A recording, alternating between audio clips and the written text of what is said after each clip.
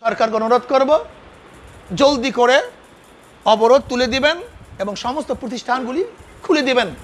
যদি প্রতিষ্ঠান খুলতে আপনি ভুল করেন তাহলে জনগণ কিন্তু ভুল করবে না, জনগণ ভুল করবে না।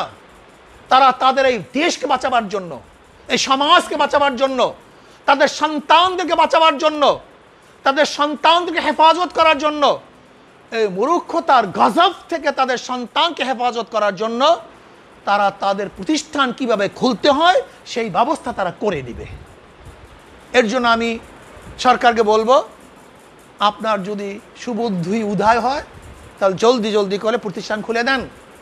জ্ঞানীরা বলতেছে এই যে করোনায় শিক্ষিত সমাজের উপরে যে প্রভাব ফেলছে, আগামী 20 বছর পরে এই বাচ্চাগুলি যখন ক্যাডার হবে, দেশের কর্ণধার হবে, তখন দেশের অবস্থা কি হবে? এত মূর্খ, এ তো জানে না কিছু, এ তো অটো পাস করা ছেলে, এ তো সারাদিন সারা রাত গেম খেলা ছেলে, এ তো গাঁজা এবং ফ্যান্সি ডিল খাওয়া ছেলে, এ তো খেলাধুলার মধ্যে মত্ত হওয়া ছেলে, তার সাথে তো পড়াশোনা এবং বই কিতাবের কোনো খবর নেই।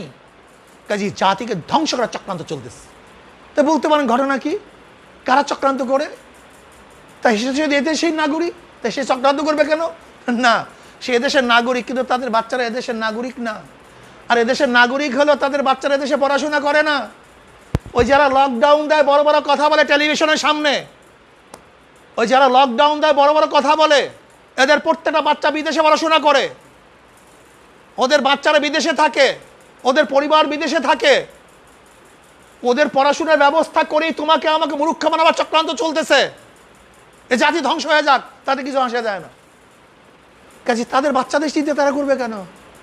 তাদের বাচ্চাদের জন্য হাজারো পদ্ধতি প্রক্রিয়া আছে, তাদের বাচ্চাদের জন্য শিক্ষক আছে, প্রাইভেট শিক্ষকের ব্যবস্থা আছে। আপনার তাদের জন্য কি হবে? কাজে এর জন্য বলবো প্রতিষ্ঠান খুলে দেন।